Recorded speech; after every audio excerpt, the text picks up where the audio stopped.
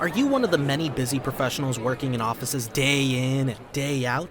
Do you wonder how some people grow their wealth fast, retire early, and play on workdays? Well, you're in luck, because Ginny Bolling hosts this show, Pivot to Prosperity, where she interviews people that can do just that. Play on workdays. Many guests have become financially free. She also interviews people that are on their journey and people that are in support roles, like attorneys, contractors, brokers, and others. Commercial real estate is the common element. She is on a mission to be sure busy professionals know they can own substantial commercial properties too, like apartments, self-storage facilities, and others, and not have to do the work managing them. Passive investing is the key. Syndications are the typical method. Tax write-offs are some of the biggest rewards. Ginny and partners find the deals, build a strong team and business plan, then offer the investment opportunities to passive investors. New episodes are released every Tuesday at 12, so watch for new releases. If you want to get involved, let us know. You need to get pre-qualified to hear about most deals. See the show notes for contact information. Hello, hello. Ginny Bolling here with Pivot to Prosperity, brought to you by Pivotal Real Estate Investments, where we help investors build wealth and income through commercial real estate that also improves communities. And today we have Jeremy Lack with us. Jeremy, thank you for coming on. Thank you for having me. Thank you for working with my microphone. We got some trouble. Yeah. Sorry about that. Of No worries. Hopefully we won't have any issues. But course. Jeremy, tell us about how you got into doing motel conversions. That's an amazing thing. And actually, before we go too far, why don't you tell everybody what you want them to take away from this episode? I want people to know that they can help meet the affordable housing crisis in the country right now as an investor through adaptive reuse. I There are love profits adaptive to be reuse. made. Yep. Very good. And you are where? Tell us about where you're doing your work. Yeah, so I'm in Colorado. I'm partnered with another group, and we have a pretty big property here in Denver, which is here, meaning I'm about an hour away from there. I'm close to Colorado Springs, but it's a large hotel we're looking to reposition uh, for workforce housing. Large hotel is like how many keys or rooms or whatever you Yeah, 299 keys, which is on the larger side. it is. So And they, was it fully occupied when you already closed on it, or where are you at? no, we haven't closed on it. We're getting some of the details worked out. It's a long process. Always a longer process than the sellers want it to be, because we have the added challenge and privilege to work with local cities. Sometimes it's a privilege, sometimes a challenge, but it can be difficult. But you're also raising capital along the way, and you're also doing a lot of due diligence. But this particular property is already zoned by right as for residential, so there's still more steps to take along the way to get it to where it needs to be. And then with a city like Denver, they have some added uh, hurdles as well, just to make sure we're compliant with energy efficiency and things like that. So, and engineering along the way. So I don't know if we're getting ahead of ourselves, or if you want me to go back to kind of what brought me to this point. Well, let me ask you this. Is that a syndication or is that a joint venture? How are you doing it? It is a syndication. Yep. Is it a Yep. 506C?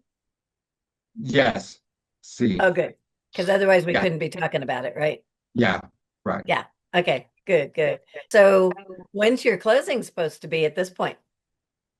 It's not till next year. We keep trying to push it back because the city is making us push it back. That's a shame because Yeah. then people won't get the tax write-off this year, right? Yeah. Yeah. Yeah. We have to make extra sure that things are going to line up, so we're not just left with a hotel that we can't do anything with, you know. Right. Yeah. Yeah. And so when you're converting a motel, talk about what all goes into that. Yeah. Well, there's a lot of criteria for it. There's a lot of considerations. Much of them are aligned with multifamily, like you would look at the market, of course, and what you can do with it, all the demand and absorption and all of that. But I guess absorption's a bigger deal because we're bringing a new product online that wasn't there previously. So you have to take that into consideration. And then also the demographics of do we have enough in the population who will want this type of living situation? Do they want to live in a studio or maybe smaller one bedroom apartment? Is there enough people to go around? Denver is one of those places where the answer is yes to that for sure. But I've looked in other places where actually Pueblo, Colorado here, it's just harder to bring 100 units online and know that there's that many people ready to occupy them. So the absorption is a big deal. The city obviously is a big deal too. They have to be welcoming of this, and they without making our lives too difficult.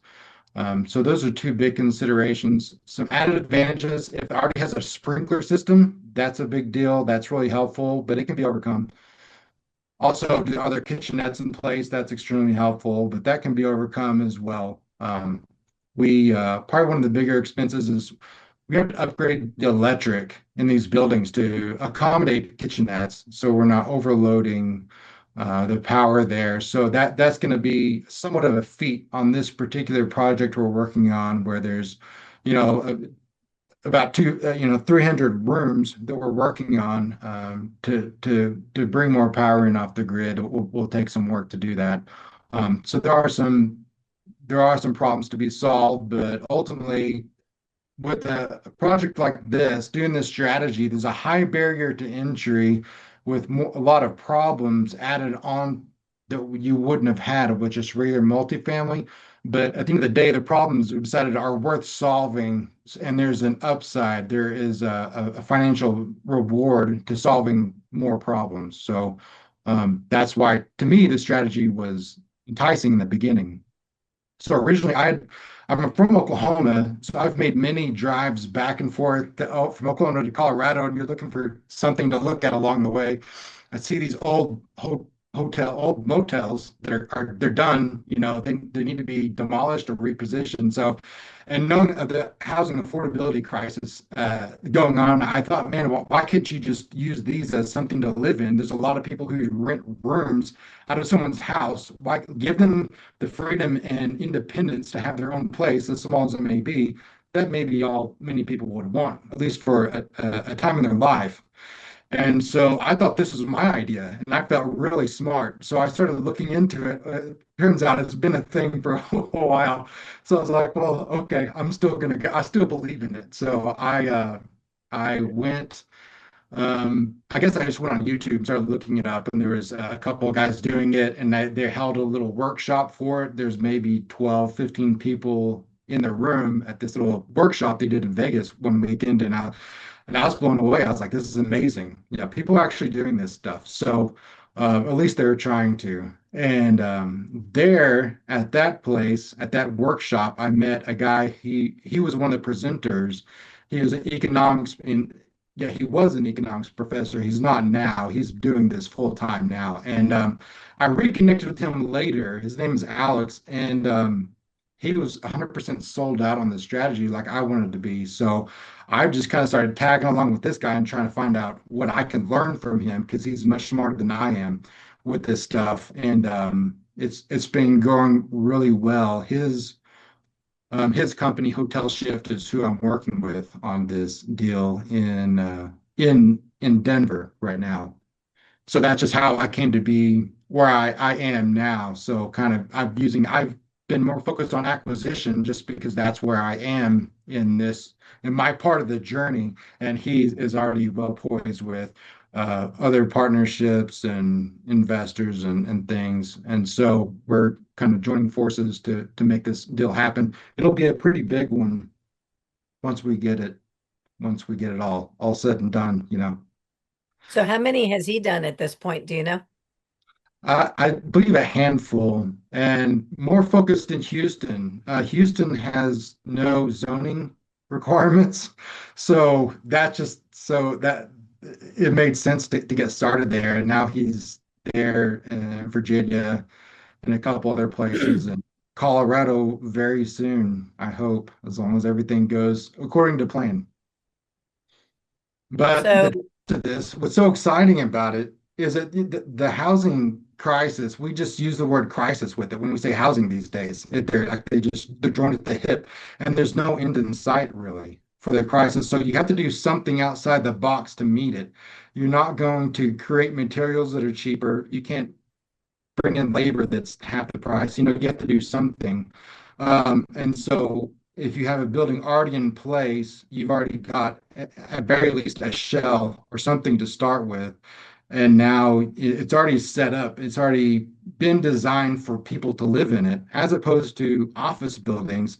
People wonder why when office buildings have been selling for pennies on the dollar in recent years in some cities, why not reposition them? Well, they were never designed to have human beings living in them. You have to completely rework everything. Like all the MEPs and even the windows, everything in the building has to be reworked for people to live in there.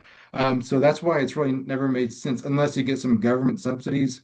And the goal here is to not rely on the government to solve the problem because they have their own problems to deal with. And a lot of times they don't do a great job of whatever it is they're setting out to do to begin with. The best thing the government can do is just offer tax incentives, which they do for this type of effort. So that's another advantage to this whole strategy is that you can, especially this deal we're working on here in Denver, it's in an opportunity zone, which is a great upside for, as you know. So you've got that, and then you're able to approach this crisis from an entrepreneurial or a capitalist perspective. So you're able to meet that need, but you're also able to get investors at their upside as well. So it works hand in hand really well. So we're not offering the product is not what the city would call affordable housing. It's workforce or attainable housing. It's at the low end of market rate. That's what we're providing. We're not relying on the subsidies. So when you have more of that low spe rent that's on the low end of the spectrum coming online into a market, then that helps the rent just come down a little bit more. It just offers more options for people who are willing to give up a little bit of space, instead of having a 500 or 600 square foot apartment, maybe they settle for 300 square foot and they pay less money. So it seems to be a win-win-win because now the cities are able to keep people there who are in the workforce rather than having to go somewhere else just because they can't afford to live there. do you have a minimum size of unit before you'll say, no, that's too small? The unit count or No, the square square footage. footage, that Yeah. depends on the city, but really, to me, 250 is about as small as you can go. And I just we've looked and worked in like Savannah, Georgia as well, looking more deeply in there, like there's a minimum square footage that they would have, but um, anything less than 250, you're worried about the quality of life and how long someone's willing to live there. So anything smaller than that, you just can't, and then it's just not going to pass a building code really for as a domicile. But that's all specific to whatever city you're working in. But I don't, you want to have something that you can be proud of at the end of the day, that you could say, actually, I could live here. If this was this time in my point in my life, I would love to live in this place. And anything below 250 gets really small. But sometimes you combine the rooms, and we are going to in this particular project combine some of the rooms. Sometimes it makes sense, sometimes it doesn't. When you have 299 rooms, it makes sense to combine some just for the sake of absorption in the local economy there.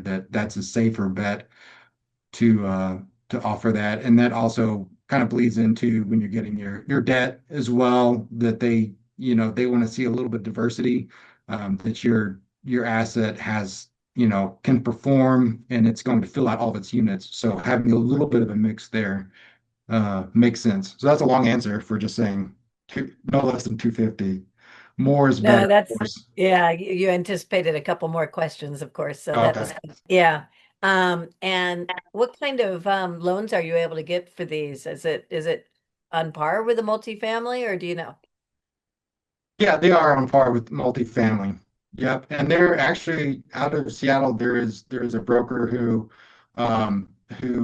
has probably done well. Okay, he claims that he's done has sourced the majority of these hotel department conversions, and they work the same. Not everyone will look at them the same. Some people will look at it as a hotel that was renovated, and that's not what happened. We're actually making these true dwellings residential that's zoned appropriately and meets building code. So some lenders will see it like that, and cap rates will be close to what you would see with multifamily, traditional So what multifamily. what differentiates the motel turned into a multifamily versus now it's an apartment kind of what would be like a difference there? Oh, just like what's different about the property before to after. What he's doing and what you're doing. I'm sorry, I don't understand. Oh, okay. Um, I was just trying to understand why you were saying that you do it different. What do you do different to make it more of an apartment? um, well, just to make it instead of a hotel, you're saying was, I mean, just it's just meeting building code for the city is the Big concern. thing. So there's a lot of there's things like baluster placement and things like that that wasn't an issue previously that is now, as well as fire safety regulations and sprinkler systems and things like that. That Gotcha. previously, these are usually old hotels that didn't have to meet standards they do now, and so now things have to be done to bring them up to code. Yeah. So when you're doing one of these that you have to redo the electric, how much are you spending usually per unit, roughly? Yeah, so if you're, yeah, that is it's pretty standard fare that you're going to have to add at least one more dedicated circuit per room. So it depends on a lot of things, the condition and your location and what you're trying to bring it up to. Tw $20,000 is a safe starting point. 15 is pretty like if it's already built as extended stay, you can maybe get away with 10,000 or so per key. That doesn't mean $10,000 is going into each individual room, but the total project cost, conversion cost will be that because you may be doing other things to bring it up. Impact fees. You have to pay impact fees actually because this was not an apartment building previously, but now it is. So cities can look at this, and they do, like you just built it. And so they'll be charging impact fees, and that can really crush a deal. Um, there was one we were really close to here in Colorado out of Grand Junction, if you've heard of that. It's a really nice city. It's really beautiful. And with with the $4 million acquisition, an extra $1 million in impact fees crushed it. We just couldn't make it work and justify it, unfortunately. But that's between the city and utility company there. Um, but usually we'll just, it's 20 to 30,000 per key would be normal, but that's considering you're buying a distressed hotel. It's pretty run down, and you're kind of gutting and starting over at the 30,000 number, but then less for, if it's in good condition. So how long does it take to redo one room usually? Uh, for the whole they do it with their Gantt charts. They just, it's not just one room at a time. You would think of the whole project, 100 rooms, about a year. Just Oh, consider okay. consider it's Yeah. going to be a year to do what you need to do for that many. This one in Denver may be a little longer, but just depending. But it's in good condition, so we'll see. It's all still coming together. Do you try to keep it occupied while you're working on some of the rooms? It's ideal to, if they're in multiple buildings, which a lot of times hotels are, that's ideal. This one we almost closed on in Oklahoma City was 4 buildings, and it would have been perfect to just do one at a time and get you still, you have to gain a certificate of occupancy just like you would as a for new build. from the city. And so you could do that one building at a time and not be bleeding so much money in the process. But when it's one large building, you can't do the phased approach that way. But yes, having running it simultaneously, that the guy I mentioned, Alex, he one of his in Houston, that's exactly what they're doing, and it helps so much to not just to be a good steward of the money that you have, the finances you have. Right. Yeah. And minimize disruption and vacancy. Yeah, Right. absolutely. Um, so what kind of finishes are you doing? Are you typically like builder grade finishes, or are you trying to make any of them upscale kind of? There is one no is a short answer. Um, but well, two things. One is, I mean, there are people who do that. Probably the biggest group doing these conversions is called Sage Investments out of Seattle, and they do that. It seems like they make it look amazing. And that really depends if you're in Bellevue or somewhere where it makes sense to do that, then that is what you should do. But it's really the market and the neighborhood, the submarket has to determine what the finishes would be. And really the strategy overall, as far as I'm concerned, is bringing more C class. The mission is to bring more C class uh, units online because you just you can't build workforce housing, you can't build C class housing without government subsidies or charity or something, right? So that the mission is to bring that to the market for people who are rent burdened. And so instead, because when people bring on a bunch of, like in the Southeast, this big boom they've had of the new developments, they're all Class A. Well, that doesn't help the average blue collar guy because the new Class A one bedroom is out of his, he just can't afford it, you know. But if he could afford a C class studio, no problem. The finishes would be determined by the submarket that's in and the demographic you're looking to serve, and that would usually be, you know, what would be appropriate for C class. So safe, clean, maybe not the fanciest place you'll live in your life, but it'll be clean and safe, and it'll be newly renovated. So do you look like at the census tract level or the zip code? And are you have a certain minimum median household income for that area? Yeah, that's taken into consideration, but a better metric is just seeing what market rents are for either one bedroom or a studio, or just going with usually one bedroom is a better gauge actually, and then you take a discount off of that to get down to studio.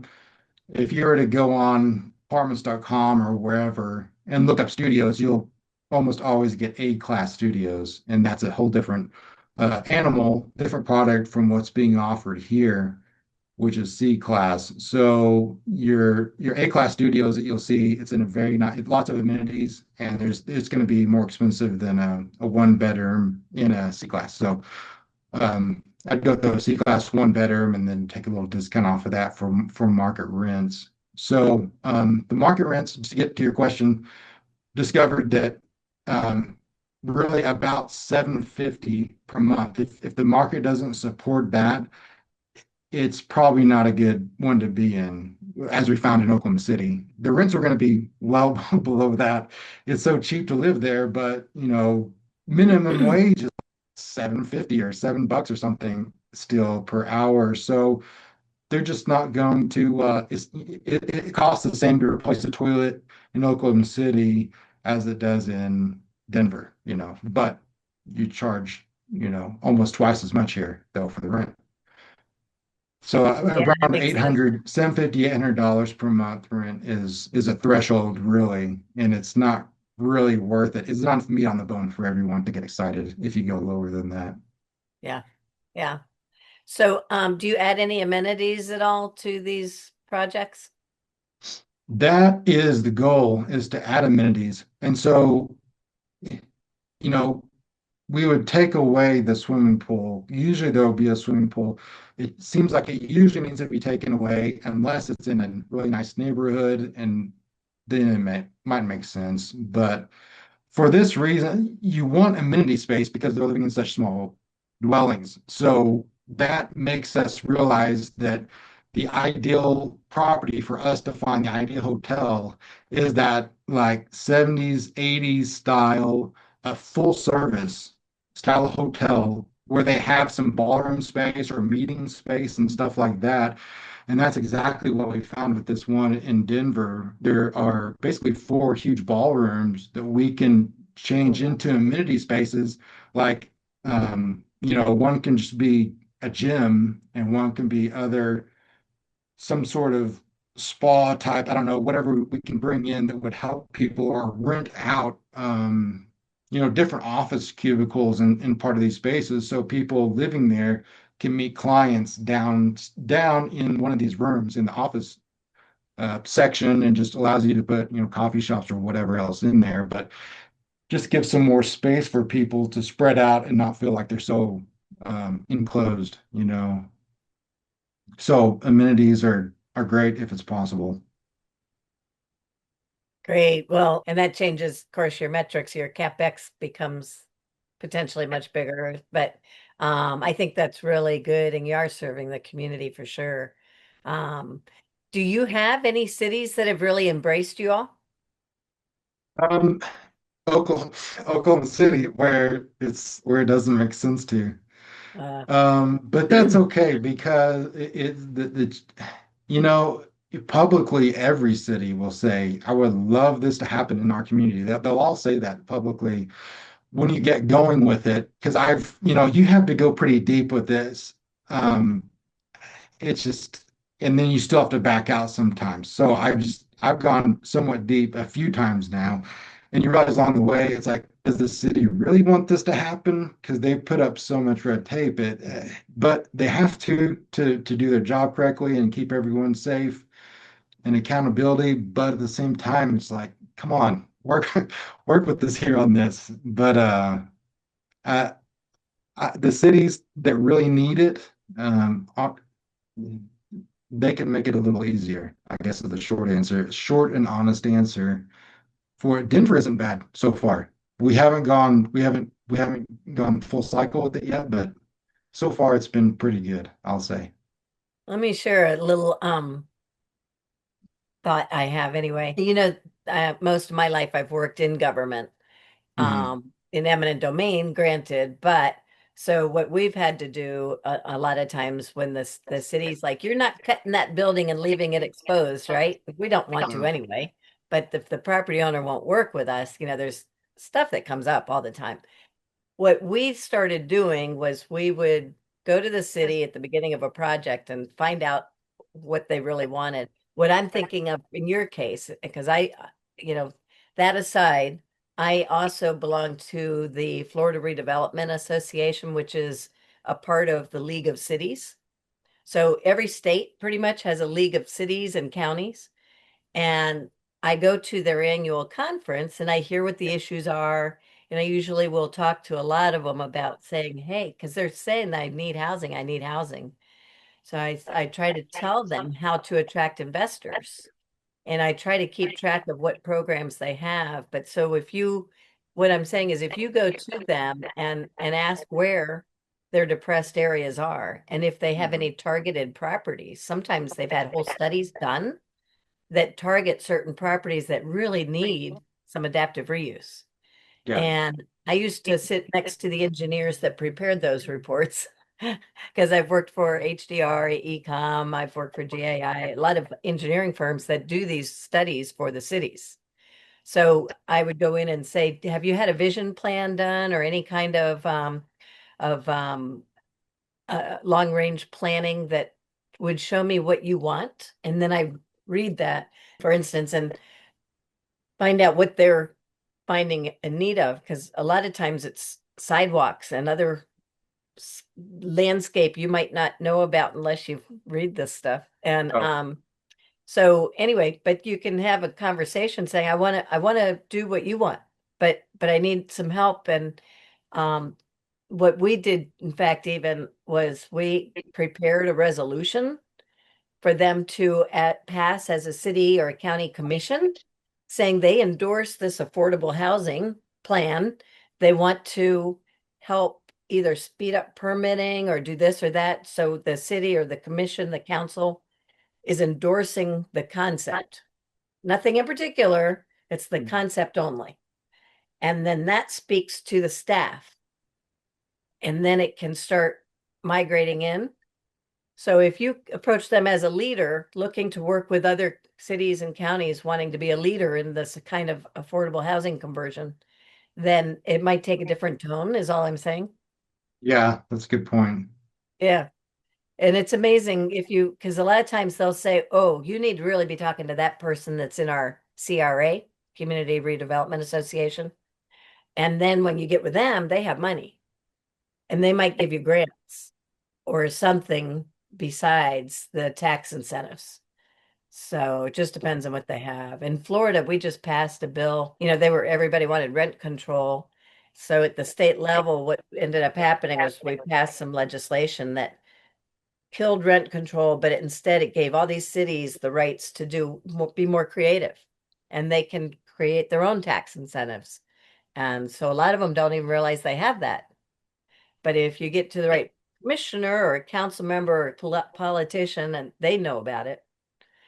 So yeah, anyway, food for thought. That's a good thought. Yeah, because we typically come from the other angle of, oh, I found this property. I'm not going to make it work. No, rather than what would the city like to see happen here? Yeah, I Yeah, know. if you tackle it from the front. Yeah, yeah. I mean, I know Florida has done a lot. Because I've been reading through their Live Local Act, and like they're trying to make as developer friendly as possible to try to get to make the Yeah. housing manageable, which is great to see. Well, that's exactly it. So, for instance, because I helped lobby for that in Tallahassee, we took other cities' ordinances and brought them to the city we needed to go to or wanted to go to, with DOT and different groups. It was where our project was going to be. It wasn't optional. But we'd say, hey, look what this city's done, and it's really helped. I'd love for you to read this over, think about it, because we could work with you to make it happen. And just make it easy for them. Yeah. Yeah. Yeah, absolutely. It takes everyone to overcome the Yeah. crisis because it's just out of control. It's just slipping away. Like, how are we going to fix it? So, so this hopefully will offer one solution. Well, it's not the final solution, but it's something, you know. It's great. It is. I Yeah. think that so many motels that are run down can really help a lot of people. I used to do the senior, what is it, Seniors First or whatever, the Meals on Wheels, Oh yeah. and delivered a lot to motels, people living in motels, Yeah. and motel rooms weren't really set up for that. No. Yeah. No, yeah. That's what I see when I go into a property. It's people that have been in there for a while, and they'd be much better served, probably paying the exact same money, if not a little less, if it was repositioned, renovated to be an actual dwelling unit long term. For sure. Well, Yep. and then the plumbing is a whole different headache, right? Do you have to replumb a lot? Yeah, you would need to, because usually the kitchenettes won't be there. So you would just you could pull the plumbing, yeah, off of the bathroom there, which isn't anything crazy to do. Well, for me it would be, but for a professional, it's not a big deal. The electric, back to that is uh, the bigger evolution, really. Yep. So when you're ready for people to move in, you're screening like as a multifamily, I imagine, right?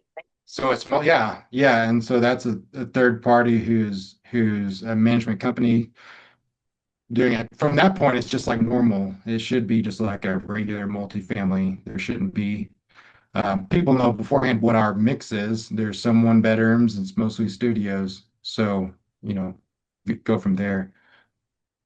And how long are you holding these? Mhm.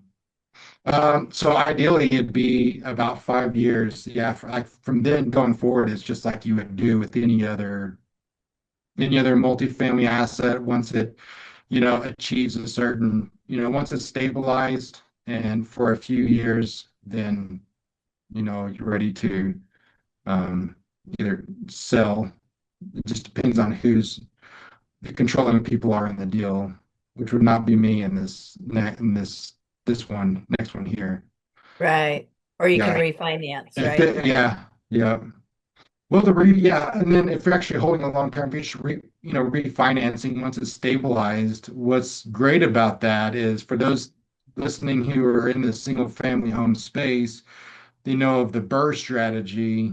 Well, that's really exactly what's happening here, and that's what because I started doing one or two single-family homes, and I thought it's going to take me to achieve my goals. It's going to take about 1,000 years for me to like really gain traction and some wealth. So I realized with these hotels, you can do about 100 of these BRRRR strategies at a time.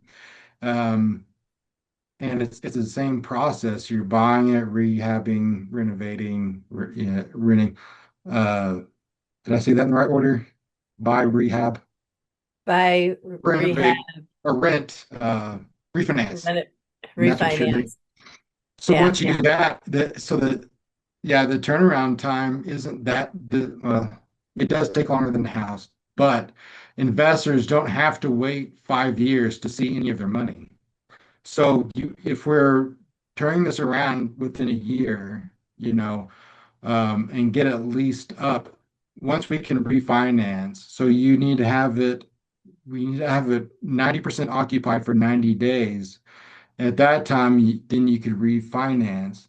And then the goal is for investors to get their initial capital back at that point. Like within 2 years, you get your initial capital back.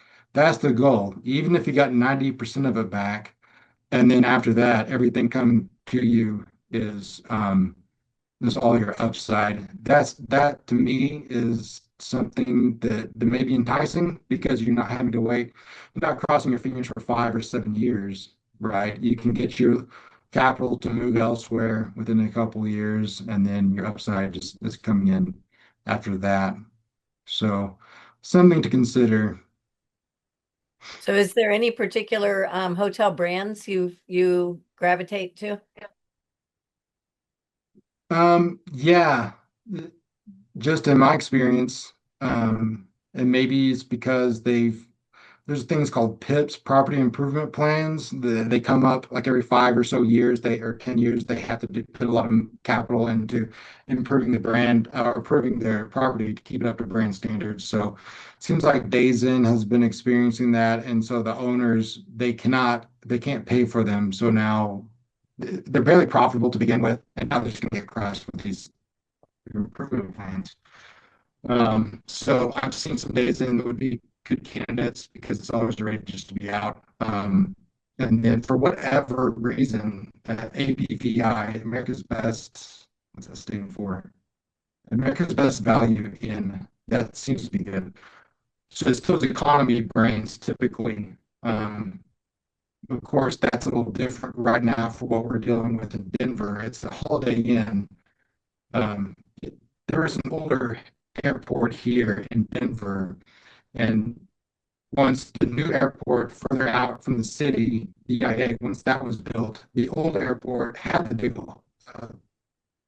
full service hotels around it, huge hotels, and now they don't serve a purpose there anymore. They're done because the airport's gone. So that's one of those are the ones we're dealing with right now. Um, so that's just the best. Interesting. Yeah, that doesn't happen very often. It made perfect sense. It's kind of the perfect storm, really, for all this to come around. So that's just to say that Holiday Inn is not normal for us to do Holiday Inn because they always get the brand standards. They're nice. They need to evolve. They start out as a Holiday Inn or something nice, and they just kind of they will lose their brand and get sold to someone else, and now it's a Days Inn or whatever. It gets down to a Roadway Inn or something pretty bad. It just keeps going down the chain. And then we try to pick it up before it becomes an Oreo or something like that. That's kind of bad, but yeah, the economy brand hotels, even La Quinta, is still a little, it still has one more cycle to go for it. It needs to evolve one more click before it gets to Yeah. where it's hotels or businesses. And they happen to have real estate attached to it. So we are just changing it from a business to an actual real estate investment with tax advantages and all that kind of stuff. So once it's done being a business and the life cycle is done, then that's when it needs to be repositioned by someone like me. Well, it's all very interesting. And I think that your voice is starting to get a little muffled again. So I want to go ahead and ask you the big question here. And then we're gonna, if your voice comes good again, I'm gonna have you say your takeaway again. But is there a pivotal person or event that brought you to where you are today or that's pushing you towards any particular goal? There is, I would say that the gentleman I mentioned earlier, Alex, his name's Alex Cartwright. He is an economic professor in Michigan. He has since turned to doing this hotel conversion full time. He is a principal of Hotel Shift, and I just listening to him to speak about this at that first workshop where I met him, and I initially started looking into this, thinking if it's just a crazy dream. He really put just put flesh on it. It's like, oh, this actually does work. It's a great idea, and he's 100% sold out on it. And he is like he's an extremely busy person, and he's always taking time to stop and uh, answer questions or talk or whatever. So he's been extremely helpful, extremely good mentor as far as that goes, and kind of just keeping me from being discouraged. Because when something's a long play, it's very discouraging, especially when you put a lot of work into something and then it ends, and then your project just comes to a screeching halt because it's just one reason or another. And you have to have that resilience. It's nice to have someone like that who's there and like to give you a little bit of encouragement when other people in your life don't necessarily understand what your family doesn't understand what you're doing when you're doing something like this. They think they don't know. They just you need someone in the industry that's like, oh yeah, been there, done that. Keep going. You're almost there. You know. Well, plus, I don't know if we were recording at the time, but you had said that he was an economist and now he's full-time doing this. So that says a lot, Yeah, right? he's Yeah.